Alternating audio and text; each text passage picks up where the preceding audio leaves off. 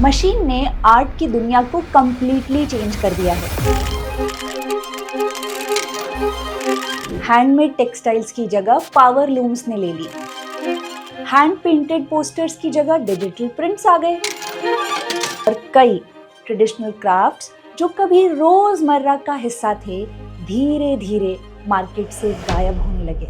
Mass production ने speed दी, सस्ता बनाया, एक्सेसिबल बनाया, लेकिन इसी प्रोसेस में कई पुराने आर्ट फॉर्म्स धीरे धीरे खत्म हो गए। बट थोड़ा रुकिए, सब नहीं। कुछ आर्ट फॉर्म्स ऐसे थे जो इस स्थिति में भी टिके रहे। उन्होंने कम्पीट नहीं किया, उन्होंने अपनी वैल्यू को बढ़ाया और इसी वजह से वो आज भी जिंदा हैं। इस वीडियो में हम एक्सप्लोर करेंगे भारत के ऐसे ही 5 आर्ट फॉर्म्स को दैट रिफ्यूज टू डाई। हम देखेंगे कैसे छत्तीसगढ़, उड़ीसा और वेस्ट बंगाल का डोकरा आर्ट 4000 साल पुरानी टेक्निक को आज भी जिंदा रखे हुए है। कैसे महाराष्ट्र का वारली आर्ट सिंपल शेप्स से लाइफ की फिलॉसफी को समझाता है। कैसे बिहार की मधुबनी पेंटिंग रामायण से निकलकर ग्लोबल कैनवस पर फैल गई। कैसे यूपी का लखनऊ बोन क्राफ्ट खुद को बदलकर सरवाइव करता है और कैसे गुजरात के कच्छ का रोगन आर्ट सिर्फ एक परिवार के दम पर आज भी टिका हुआ है। वीडियो एंड तक देखिएगा, काफी मजेदार होने वाली है। इन आर्ट फॉर्म्स को जिंदा रखने वाले कुछ आर्टिस्ट से भी मिलेंगे। Hi, this is Aarti Chhawri and you are watching why on अर्थ।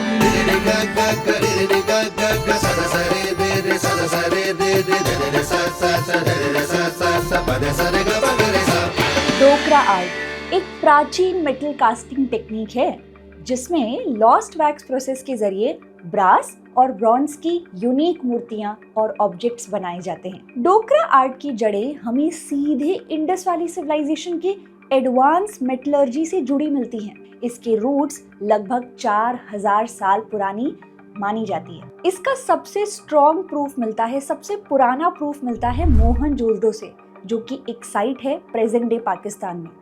वहां पर हमें मिली डांसिंग गर्ल की मूर्ति। ये छोटी सी ब्रॉन्ज की statue lost wax casting technique का दुनिया का सबसे पुराना एग्जाम्पल माना जा सकता है। डोकरा नाम आता है डोकरा दामर ट्राइब से, जो एक टाइम पर नॉमेडिक मेटल स्मिथ थे। ये लोग पहले वेस्ट बंगाल के बंकुड़ा दरियापुर रीजन में रहते थे, लेकिन धीरे धीरे माइग्रेट होके छत्तीसगढ़ के बस्तर, उड़ीसा, झारखंड और तेलंगाना के जंगली इलाकों में बस गए। यहीं उन्होंने अपनी कला को लोकल कहानियों, देव विश्वास और ट्राइबल कल्चर के साथ मिला दिया। बस्तर और कोंडा गांव जैसे एरिया में ये सिर्फ रोजगार नहीं है, बल्कि एक कल्चरल आइडेंटिटी है। यहाँ के आर्टिस्ट ट्रेडिशनली लोकल देवताओं जैसे कि जिटकू मिट्टी की मूर्तियां बनाते हैं, पूजा के दिए और ट्राइबल ज्वेलरी भी बनाते हैं। माना जाता है कि ये मूर्तियां घर में सुरक्षा और समृद्धि लाती हैं। इस कला का मेकिंग प्रोसेस एक तरह की तपस्या है। इसमें 12 से 16 स्टेप्स होते हैं और हर स्टेप पेशेंस डिमांड करता है। सबसे पहले नदी के किनारे की मिट्टी को राइस हस्क और कोल डस्ट के साथ मिलाकर एक सॉलिड क्ले कोर बनाया जाता है। इस कोर को धूप में सुखाकर उसमें बीज वैक्स या रेजिन की लेयर को चढ़ाया जाता है। फिर आता है सबसे क्रिटिकल स्टेज, यानी वैक्स डिटेलिंग। आर्टिस्ट मोम को हाथों से खींचकर पतले धागों में शेप देते हैं। इन मोम के धागों को मिट्टी के एक ढांचे पर लपेटा जाता है। डोकरा की असली पहचान इसी से बनती है। चेहरे के एक्सप्रेशंस और ज्वेलरी की बारीकियां इसी वैक्स लेयर पर बनाई जाती हैं। इसके बाद इस मॉडल को मिट्टी की लेयर से पूरी तरह कवर कर दिया जाता है। इस मिट्टी के घेरे में एक छोटा सा छेद बनाना होगा। फिर इस मोल्ड को भट्टी में गर्म किया जाता है। गर्मी की वजह से अंदर का मोम तो पिघल जाता है। अब मिट्टी के अंदर वही डिजाइन एक हॉलो स्पेस क्रिएट कर देता है। इसी खाली जगह में पिघला हुआ मेटल जैसे कि ब्रास डाला जाता है। जब मेटल ठंडा हो जाता है तब मिट्टी का मोल्ड तोड़ दिया जाता है। यही वजह है कि हर डोकरा पीस यूनिक होता है, क्योंकि एक बार मोल्ड टूट गया तो वही डिजाइन दोबारा एग्जैक्ट नहीं बन सकता। आखिर में इसे पॉलिश किया जाता है। इस तरह डोकरा आर्ट के थ्रू मूर्तियां या फिर ज्वेलरी बनाकर तैयार हो जाती हैं। फिर इसे मार्केट में उतार दिया जाता है। इंडिया के अलग अलग रीजन्स में डोकरा आर्ट के अपने स्टाइल्स हैं। छत्तीसगढ़ में लार्ज स्कल्पचर्स और ट्राइबल फिगर्स फेमस हैं। उड़ीसा में म्यूजिशियंस और एनिमल जैसे कि मोटिव्स मिलते हैं। वेस्ट बंगाल में माइथोलॉजी और डेकोरेटिव आइटम्स ज्यादा पॉपुलर हैं, जबकि तेलंगाना का आदिलाबाद डोकरा अपनी फाइन डिटेलिंग्स के लिए जाना जाता है। मॉडर्न टाइम में डोकरा आर्ट ने अपनी बाउंड्रीज तोड़ दी हैं। अब ये सिर्फ रिलीजियस ऑब्जेक्ट्स तक सीमित नहीं है, बल्कि ग्लोबल इंटीरियर डिजाइन और आर्ट गैलरीज का इम्पोर्टेंट हिस्सा बन चुका है। फेमस आर्टिस्ट जयदेव बघेल ने इस कला को इंटरनेशनल लेवल पर पहचान दिलाई। उन्होंने दिखाया कि ट्राइबल आर्ट की सिंप्लिसिटी में भी एक यूनिवर्सल अपील होती है, जो मॉडर्न दुनिया को डीपली कनेक्ट कर सकती है। एक तरफ इंटरनेशनल मार्केट में बड़े डोकरा स्कल्पचर्स के प्राइस लाखों तक पहुंच गए हैं, वहीं गांव के छोटे आर्टिस्ट रॉ मटेरियल के महंगे होने और मशीन मेड कॉपीज की वजह से स्ट्रगल कर रहे हैं। लेकिन गवर्नमेंट सपोर्ट ने थोड़ी स्टेबिलिटी तो दी है। बस्तर डोकरा और आदिलाबाद डोकरा को जीआई टैग मिल चुका है, जो इसकी ओरिजिनलिटी को प्रोटेक्ट करता है। महाराष्ट्र के पालघर और थाने के पहाड़ी इलाकों में रहने वाली वारले ट्राइब सदियों से एक अनोखी कला को जिंदा रखे हुए है। वारले आर्ट सिर्फ एक ड्राइंग नहीं, सर्कल, ट्रायंगल, स्क्वायर जैसे बेसिक शेप्स के थ्रू पूरी जिंदगी को दिखाने का एक तरीका है। इसके रूट्स बहुत पुराने माने जाते हैं। इसका मिलता जुलता रूप आपको भीमबेटका रॉक शेल्टर्स की प्राचीन गुफाओं में भी मिलेगा। इस आर्ट में सिंपल शेप्स है, लेकिन सोच बहुत गहरी। सीधी बात यह है कि नेचर और इंसान के बीच एक हार्मनी, एक प्रेम, एक रिश्ते को दिखाता है वारले आर्ट। इस आर्ट को जानने के लिए मैं भी मिली एक वारले आर्टिस्ट से और उनके थ्रू मुझे बहुत गहरी बातें पता चली। पहला तो हमारे में शादी में बनती थी घर पे हाँ, फ्लोर के ऊपर हाँ, और दीवारों पर हाँ, टी शर्ट पे साड़ी भी बनती है। वारले लोग हमेशा से नेचर के क्लोज रहे हैं। उनके लिए पेंटिंग्स कभी प्रोफेशन नहीं थी, ये एक रिचुअल था। ये पेंटिंग्स ज्यादातर सुवासिनी यानी कि मैरिड विमेन बनाती हैं। ये काम वेडिंग्स और फेस्टिवल्स के दौरान होता था। घर की मड वॉल्स पर बनी ये आर्ट उनकी लाइफस्टाइल का हिस्सा थी। ये उनके बिलीव्स और ट्रेडिशन को दिखाती थी। इस आर्ट की सबसे बड़ी पहचान तारपा डांस है। इसमें लोग एक दूसरे का हाथ पकड़ते हैं, सर्कल बनाते हैं, एक घेरा बनाते हैं और उसी घेरे में डांस करते हैं। तारपा क्या है? तारपा एक्चुअल में एक म्यूजिकल इंस्ट्रूमेंट है जो कि सेंटर में खड़ा इंसान बजाता है। ये पूरा डांस एक तरीके से साइकिल ऑफ लाइफ का सिंबल है। इसका ना कोई बिगनिंग है ना कोई एंड। जिंदगी भी तो ऐसी ही चलती है ना। वारले आर्ट का हर एलिमेंट कुछ ना कुछ बताता है। सर्कल सूरज और चांद को शो करता है। ट्रायंगल पहाड़ों और पेड़ों से इंस्पायर्ड है। स्क्वायर इंसान की रहने की जगह को दर्शाता है। इंसान का फिगर दो उल्टे ट्रायंगल से बनाया जाता है। ये बैलेंस और स्टेबिलिटी को शो करता है। ये नेचर और ह्यूमन के कनेक्शन को दर्शाता है। इस आर्ट को बनाने का तरीका भी सिंपल है। दीवारों को मिट्टी और गोबर से तैयार किया जाता है। इसे एक रेड बैकग्राउंड मिलता है, उसके ऊपर सफेद रंग से पेंटिंग की जाती है। ये रंग चावल के पेस्ट और नेचुरल गम से बनाते हैं। ब्रश के लिए बैम्बू की पतली डंडी का यूज होता है। हमने वारले आर्टिस्ट मंगेश से बात की और उन्होंने इस आर्ट फॉर्म पर और भी रोशनी डाली। उन्होंने बताया कैसे इस कला को दुनिया तक पहुंचाने का क्रेडिट जिव्या सोमा माशी को जाता है। 1970s में उन्होंने वारले को दीवारों से निकालकर पेपर और कैनवस पर लाना शुरू कर दिया। यहीं से इसकी ग्लोबल पहचान बनी। आज वारले आर्ट फैशन और होम डेकोर का हिस्सा बन चुका है। पालघर जैसे एरियाज में फेस्टिवल्स और टूरिज्म के थ्रू आर्टिस्ट को बायर से जोड़ा जा रहा है। गवर्नमेंट भी सपोर्ट कर रही है। पहचान कार्ड के थ्रू लाखों आर्टिस्ट का रजिस्ट्रेशन कराया गया है। वारली आर्टिस्ट भी इसमें शामिल हैं। वारली आर्ट की खूबसूरती उसकी सिंप्लिसिटी में है। ये सिखाता है कि जिंदगी को समझने के लिए कॉम्प्लेक्सिटी जरूरी नहीं, कभी कभी सिर्फ 3 शेप्स में ही काम चल जाता है। बिहार के मिथिला रीजन की मधुबनी पेंटिंग दुनिया की सबसे पुरानी और वाइब्रेंट फोक आर्ट में से एक मानी जाती है। इसकी कहानी सीधा रामायण काल से जुड़ी है। माना जाता है कि जब राजा जनक ने अपनी बेटी माता सीता का विवाह भगवान राम से किया, तब उन्होंने पूरे मिथिला को सजाने का ऑर्डर दिया था। उस वक्त वहां की महिलाओं ने अपने घर की दीवारें और आंगन को पूरी पेंटिंग से सजा दिया, शुभ अवसर को सेलिब्रेट करने के लिए।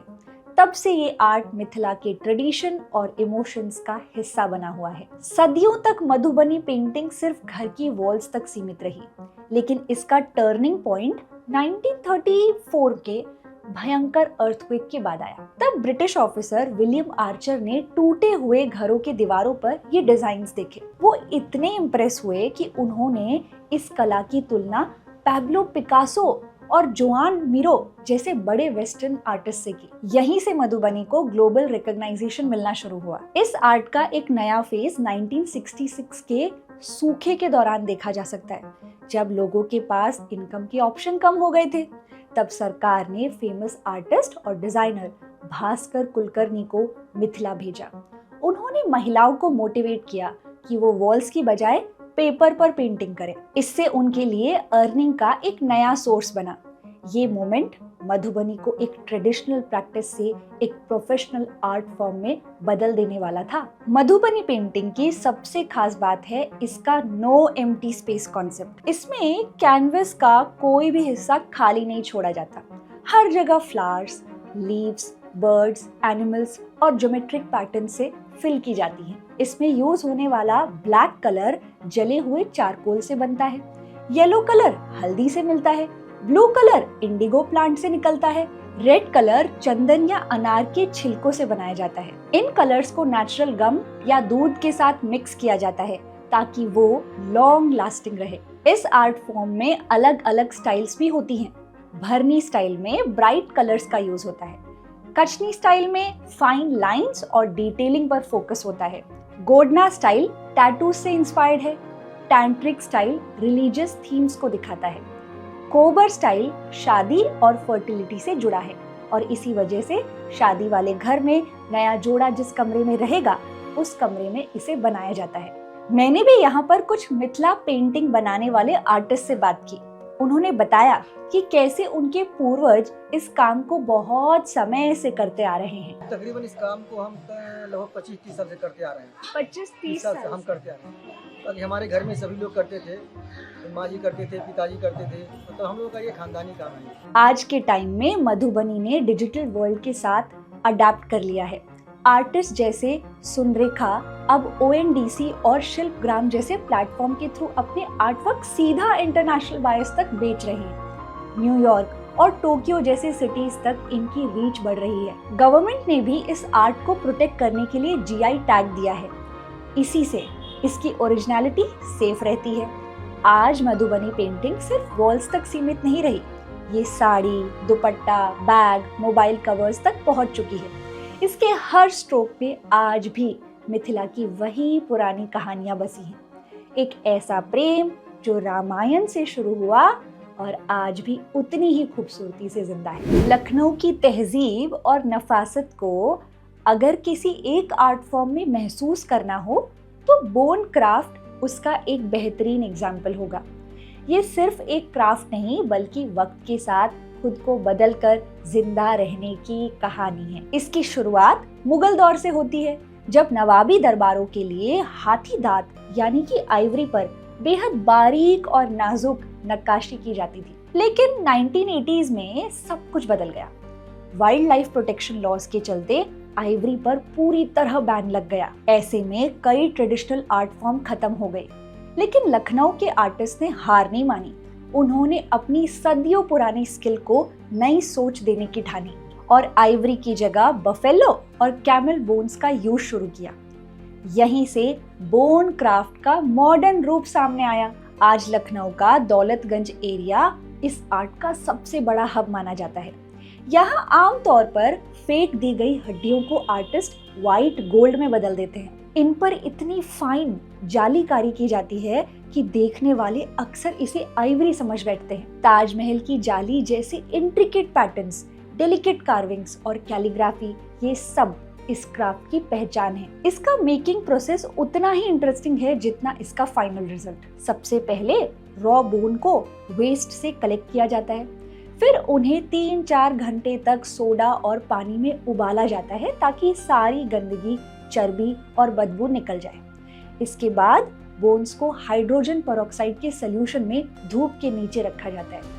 इससे वो बिल्कुल सफेद और चमकदार हो जाते हैं। जब बोन रेडी हो जाता है तब उन्हें छोटे टुकड़ों में काटकर वसूली यानी हैमर और रेती यानी फाइल से शेप दिया जाता है।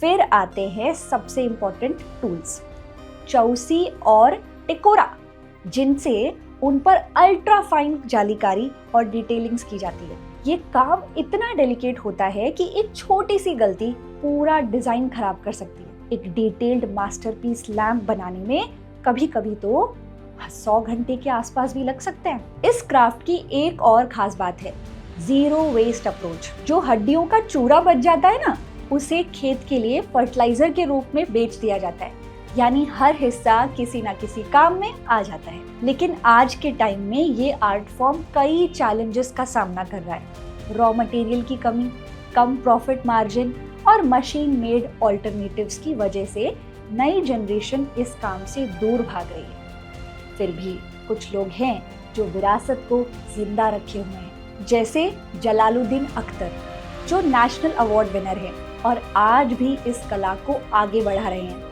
उनके बेटे अखिल अख्तर ने इसे डिजिटल दुनिया से जोड़ दिया है।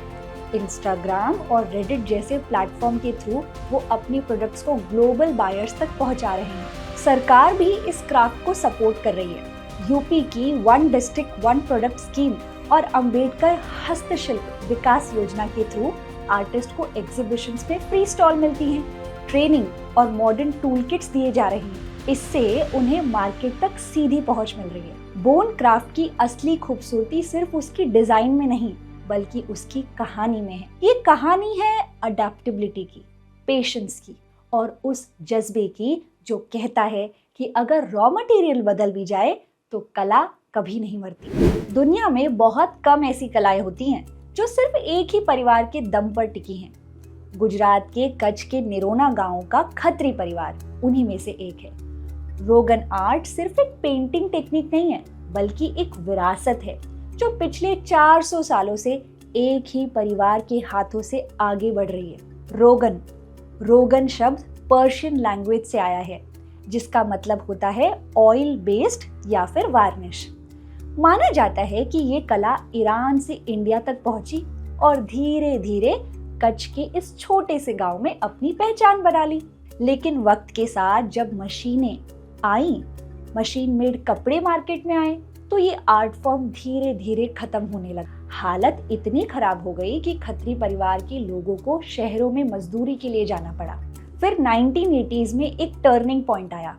अब्दुल गफूर खत्री ने अपने दादा के कहने पर इस कला को दोबारा जिंदा करने का फैसला लिया। ये सिर्फ एक फैसला नहीं था, बल्कि एक रिस्क था।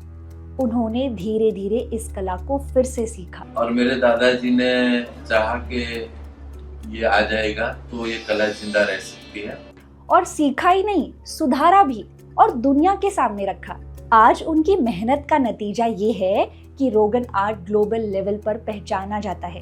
इतना ही नहीं, 2014 में जब प्रधानमंत्री नरेंद्र मोदी अपनी पहली यूएस विजिट पर गए, तब उन्होंने प्रेसिडेंट बराक ओबामा को ट्री ऑफ लाइफ वाली एक रोगन पेंटिंग गिफ्ट की। अब्दुल गफूर खत्री ने ही इसे बनाया था।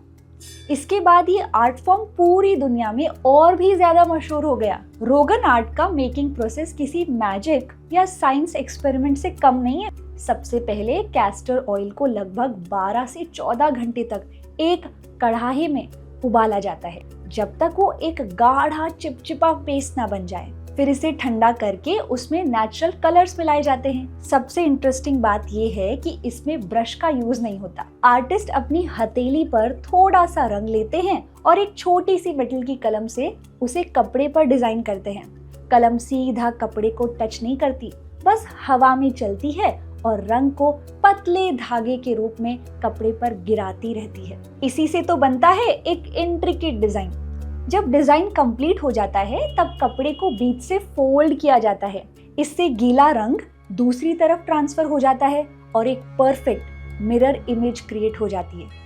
ये सिमेट्री रोगन आर्ट की सबसे खास पहचान है। 2024-25 रोगन आर्ट के लिए एक बड़ा माइलस्टोन रहा, क्योंकि कच्छ रोगन क्राफ्ट को जीआई टैग मिल चुका है। अब्दुल गफूर खत्री को पद्मश्री मिलने के बाद अब इस परिवार की नई पीढ़ी जब्बार और आशीष खत्री ने इस आर्ट फॉर्म को और आगे बढ़ाया है। पहले ये स्किल सिर्फ घर के मर्दों तक सीमित थी, लेकिन अब उन्होंने गांव की महिलाओं को भी ट्रेन करना शुरू कर दिया है। आज एक रोगन आर्ट की ट्री ऑफ लाइफ पेंटिंग $1000 से भी ज्यादा में बिक रही है। रोगन आर्ट हमें एक सिंपल सी बात सिखाता है, अगर डेडिकेशन और लगन हो तो एक कला को खत्म होने से बचाया जा सकता है।